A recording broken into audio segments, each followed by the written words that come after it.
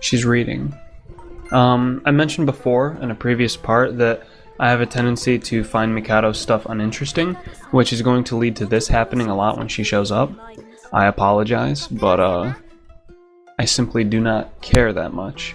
At least not right now. This is more important though. Anyway, the stuff about Mikado, it was just her being... I don't know her age. I mean, she acts like a kid, but she's not really very adulty. I mean, she's probably like 18 plus, maybe she's 20 or closer to Togo's age, but she acts like she's little because she is in a weird position, you know what I mean? So, anyway, she was reading, I think she was reading an eroge book, or a hentai magazine or something. That's the impression I get. She asked for it accidentally, and then someone gave it to her. Her maid gave it to her, but censored all the bad stuff. Then again, maybe it was just like a regular romance manga or book, and she censored it anyway, because she's an idiot. Don't know. Anyway, this guy, there's a lot to say about him and his clan. Yeah, I don't think I'm going to do it in this part, because he's way more relevant later on. I might throw some bits out there, but anyway, Taira H, that's his name. I think he's based on a real person of the exact same name. I don't remember if that's true, but in the game he's a hardcore nationalist, basically. Oh, and that's something that I never talked about. I hope they bring up Ratia, because I meant to talk about this a long time ago, about nationalism, and it actually has a lot to do with, like, Hitler and who he was as a person and why he was so crazy, but I missed my chance there, so I'll do it later. But Taira's a really good unit. I don't mind telling you right now that he's only around for a little while. His cousin is permanent if you do her scenes, and she comes up in a couple turns here. She's also pretty good, actually. She's not bad. She falls off later in the game, in my opinion. I end up making her a defensive like laser fleet, and that's it. But that might just be me, you know. So, it's whatever. You get this guy for free right now. He comes with ships, and you're good to go. He also has the best death sound in the game. When his fleet is destroyed, he just makes this outrageous kind of noise, and it's really great. So, I'll be sure to get him annihilated at least once. You know, for you guys, right? For you guys. Yeah. But he's, kind of interesting. I didn't really realize there was anything like him in history when I looked it up. But, done with him for this part. So, probably. I mean, I don't really know. I might use him, but that doesn't really matter. Actually, I don't think I'm attacking anywhere this part, because I need some chill down time. Some chill down time. Yeah. But he's a really good unit, and isn't that true of people with the strongest convictions? They're usually the most capable, regardless of what those convictions are. Something to think about. Oh god, I don't know what they attack me with. I still think that's that girl.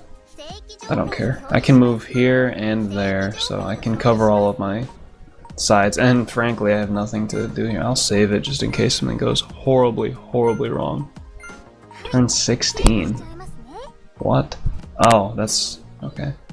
I rotate my saves in case something goes wrong, and that was just there. I didn't get it. And... events phase. Give me something good. Don't overwhelm me. Oh my god. Oh, this is good. You date female spies. You do this. You do this every time it shows up. Trust me. Do not miss it. It's all Japanese. I'm sorry.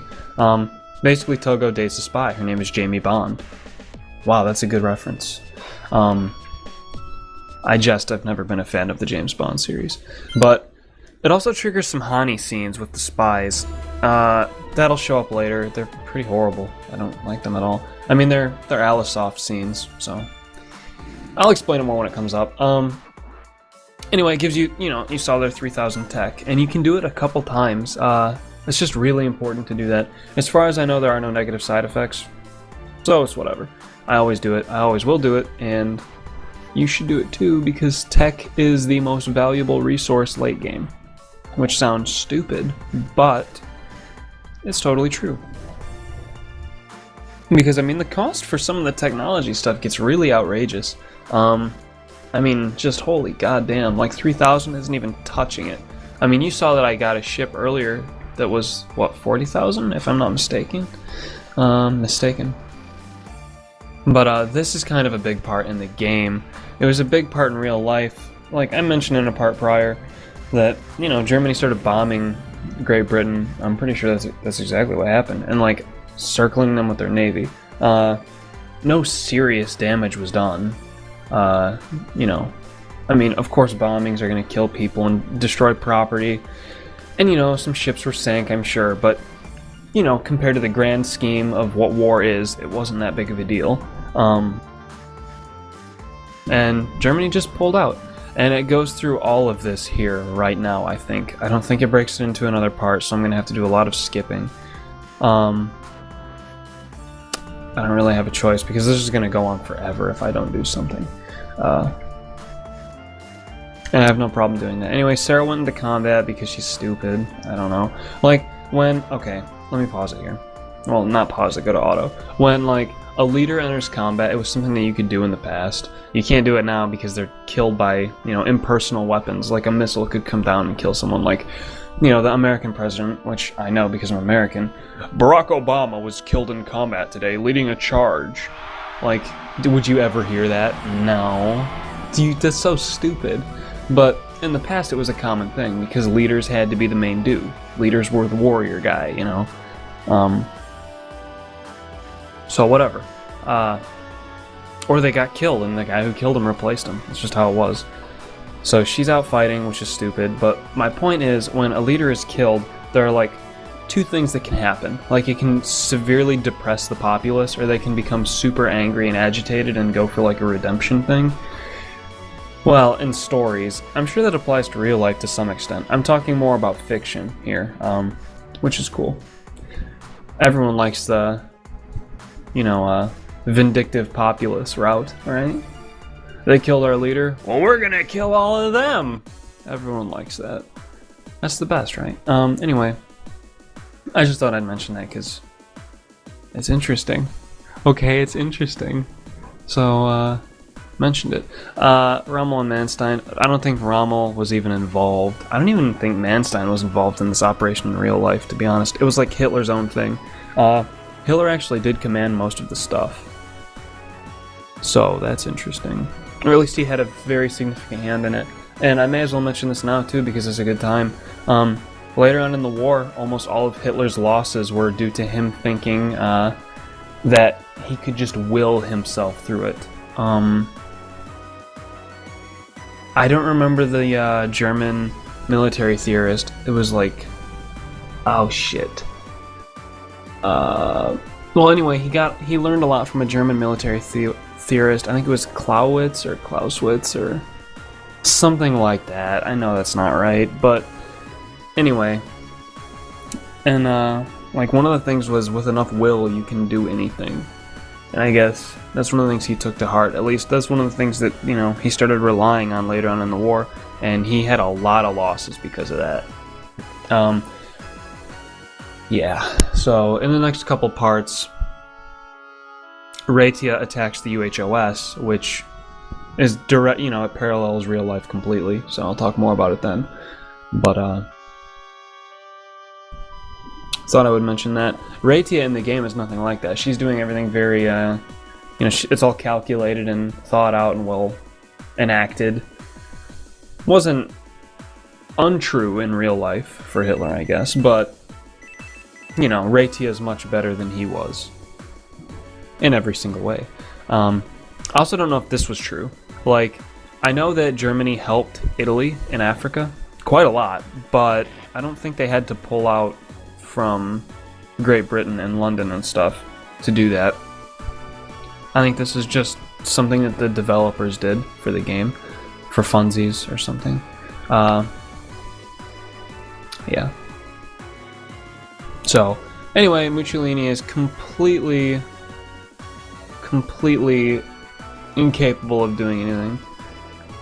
Venice? That's her name? Oh shit. My bad, guys. My bad, guys. Oh well.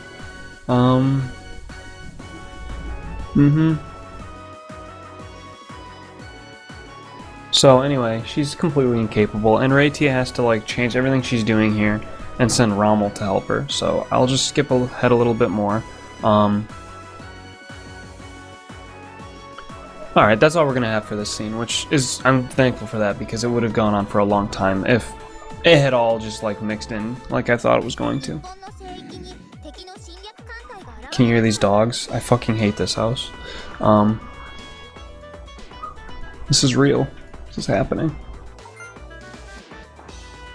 Anyway, this happens when she attacks you the first time. Like I said, they do this a lot, and it kind of disrupts like the natural flow of the game a little bit. I mean, that might sound stupid because it's a VN ultimately, but here comes a fight, I can't wait. Dialogue sequence. Almost every single fight in the game is like that. Give me a break, okay, Alisoft? Give me a fucking break. Especially considering that you can't even save.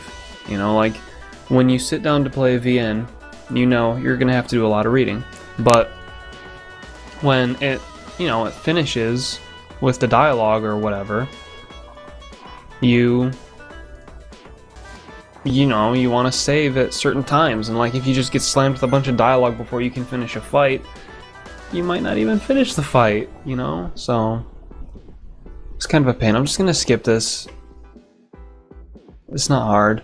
What the hell? Okay. Alright, it got harder. Fort. Oh, so you need to one-shot her. I don't know if you can read it. Anyway, it says damage reduced by 50% when damaged. So you basically have to one-shot her with something. Or you're gonna get owned. So I don't really know if I can capture her, but I guess I'll just deploy anyway. Good enough. I don't want to send an enemy there. Raizo, good enough. And he can go there. Cool. Easy defense. One shot this guy. Thank you.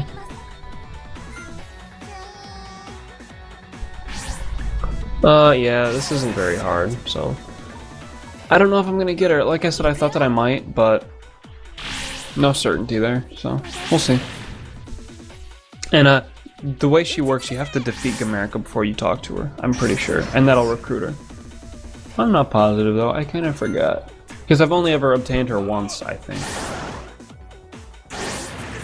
So. Whatever. Oh no, not Lala Manny! Oh no! Oh shit, did I miscalculate here? I guess that I did. Defense success anyway, good enough. I forgot that defenses you only have to go one round on. And she got captured, good. Good, that makes me happy. Oh god, is it gonna keep going? Oh fuck, guys. Alright, Rommel's fleet withdrew, and then they start making a comeback. I guess I'll let it go, I have no reason not to. But it was because Montgomery attacked Africa, so, you know. There's that. Yeah, but I think that might be true, even though I'm not positive. Germany, being allied with Italy, secured Berlin from that side. I didn't think about that before, so. I mean, that's worth mentioning. And, you know, it's biased of me to say this, but I look back through the history stuff, and, you know, everyone knows about Hitler, everyone knows a little bit about Rommel. You got other leaders of countries, like Tojo wasn't necessarily the leader of Japan, but he was doing a lot of the stuff. And, you know, even he has more, like, exploits than Benito. Benito did shit. He didn't do anything. Like, the more I try to find about him, the less impressed I am. Like, he's such a crappy person in history. You see this text right now? Look at that shit. Thank you, Fraps. I don't know why it does that. It's so horrible.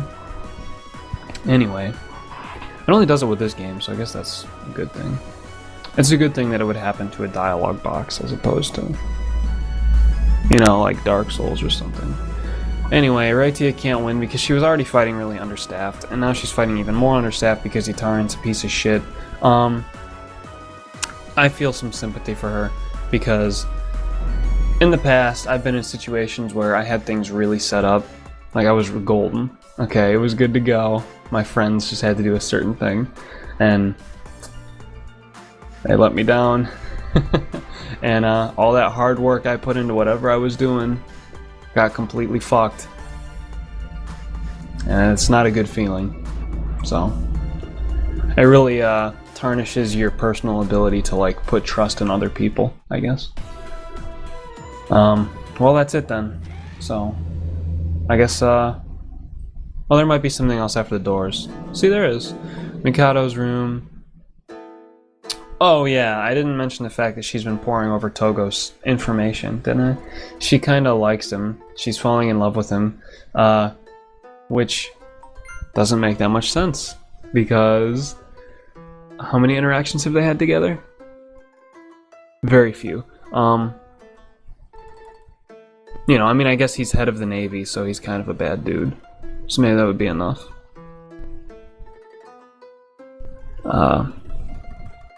Whatever. Anyway, she's just going through his stuff and, like, loving him from behind the scenes, or building up an affection for him without him, which is scary. You need to be cautious about doing this, friends.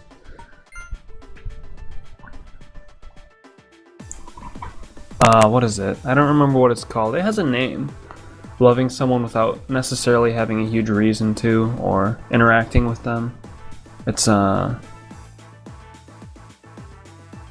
unrequited? Maybe? Or no, is that when you love someone but they don't love you back and you still love them anyway? I don't know. Anyway, more about Taira. Taira's a pretty classical Japanese, like, family name. You know, like, you hear Oda and stuff like that and you're like, oh shit, yeah, well, you know, I know Oda. That goes back a long ways. Well, Taira goes back longer than Oda, probably. It's fucking ancient. Yeah. I wasn't planning on talking about him this part because he was at the beginning of this part. So I'll still do it later. I already said I wouldn't do it this part, so I'm still not gonna. You fucking pissed? Anyway, he's very xenophobic. He's very... Is xenophobic the same as racist? No. Right? Xenophobic is like they're just scared of other races. Racist is that they dislike other races. Xenophobic would be not their fault. Racist would be their fault. Wait. I don't know. I mean, that's a whole debate. I don't want to bring that up right now. I'm not doing that stupid shit. I don't care about it. I just want to play some Arrow game. You know what I'm saying? And this guy's ruining my groove. He does look cool though, doesn't he? He has a really cool design. Agree with me. Agree with me. Fucking agree with me. He has a cool design. Alright? Look at that cool swag hat and cloak buckle thing. Man, he's way cooler than Togo.